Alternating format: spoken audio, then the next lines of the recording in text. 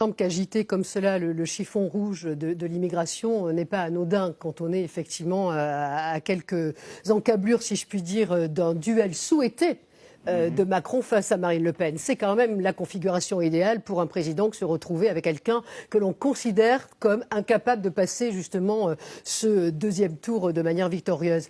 Donc moi je trouve que c'est très dangereux, bien sûr. Il y a une polarisation, il y a une crispation des esprits sur ces sujets. On voit aussi, là où je diffère un peu avec ce que vous venez de dire, on voit aussi que les Français attendent encore sur des questions comme le pouvoir d'achat, sur la santé, la protection sociale, et même les questions écologiques. Exactement, j'y venais.